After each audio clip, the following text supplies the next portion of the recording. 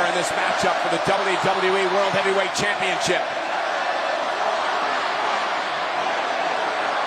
AJ Styles set Roman Reigns up, perhaps going for that phenomenal fall. Superman punch! Superman punch! Out of midair! Roman Reigns! Styles is out!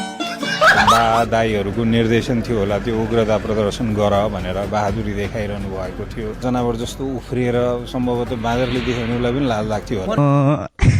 रस्सी जल गई पर बल नहीं गया भने जस्तै क्या यहाँभन्दा पहिला नेकपा एमाले कांग्रेस माओवादी लगायतका दलहरूले जुन किसिमको संसदमा करतुत देखाउँथे त्यही फेरि पनि देखियो क्या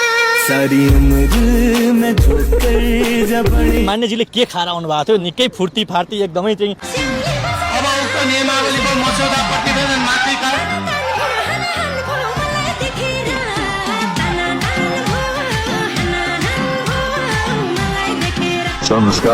तपाईको त्यो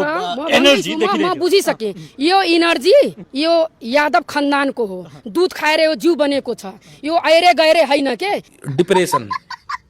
सत्ता पक्षकाले टेबुलमा चढेर हामीलाई हिर्काएको हो वाह दिदी दिदी वाह दिदी बरु रकेट बनाउन सजिलो छ रकेट बनाउने प्रविधि छ टेक्नोलोजी छ तर बाँदरलाई चाहिँ भगाउने यहाँ टेक्नोलोजी संसारभरि मैले खोजेकै हो छँदै छैन क्लास कस्तो भयो मान्नेज्यू चला रमाइलो भयो आज चला रमाइलो भयो आज गाउँका केटी सबैलाई शनिचरको 10 साले घुमाउँदा मतलब वो अलग ही लेभलको बन्दा मान्य सदस्यहरूलाई सभाको मर्यादा कायम गर्न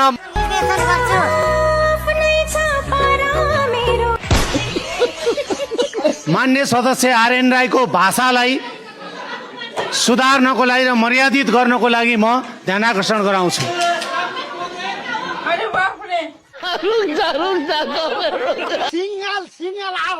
सिंगल आओ अब यहाँ कोही आफन्त पनि भनिँदैन अघिदेखि मलाई रातो रिस उठिरहेको थियो आइज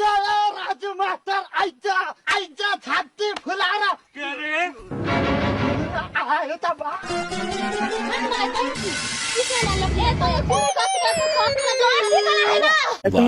वाह दिदी दिदी मान्य सदस्य ऐन बहादुर महरलाई मैले पटक पटक सभामुखले आफ्नो कुरा राख्दै गरेको हुनाले बस्न पनि अनुरोध र उहाँलाई मैले समय पनि दिएको छैन र उहाँलाई मैले माइक पनि दिएको छैन त्यसकारणले मान्य सदस्यले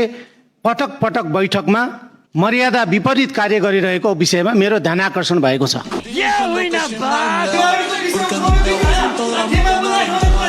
मान्य सदस्य आरएन राई प्रति पनि मेरो ध्यानाकर्षण भएको छ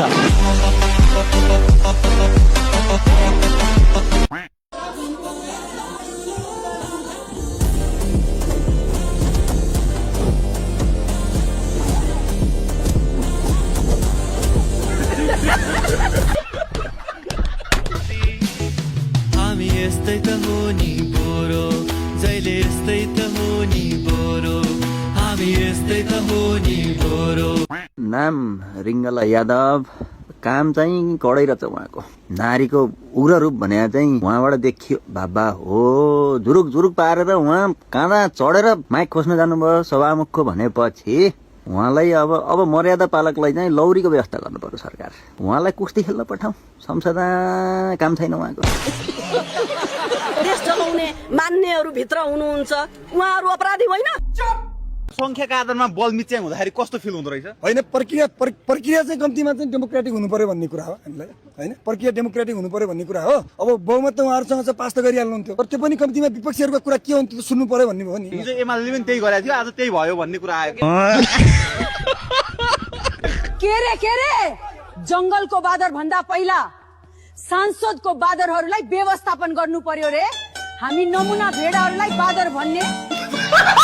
सेनाले आयोजना गरेका कार्यक्रमहरूमा सेनाले व्यवस्थापन गरेका कार्यक्रमहरूमा प्रधानमन्त्री नेपाली पोसाकमा जानुहुन्छ दौरा सुरुवाल लाएर जानुहुन्छ र जब सदनमा आउनुहुन्छ फुटबल खेल्ने ड्रेसमा आउनुहुन्छ नेपालले भारतको सिमाना मिचेको छ भनेर भन्ने कुरा अत्यन्त दुःखद छ गम्भीर आपत्तिजनक छ अनि तपाईहरु त अब एउटा विषय खोजिरहनु भएको छ नि त कसरी बालेन सरकारको विरोध गरौं अरे बाप रे ये तो धोती खोल पीएम ज्यू हात सदनमा बोल्नु भयो अरे हैन जनतालाई ढुक्क पार्नु भए पनि बोल्नै पर्यो नि। टुक्क त होइन पिएमज्यू, सबै जनताको मनमा टुकचुक चलाइदिनु भयो। धेरै जोक नगर न जैनजी भाइ हो।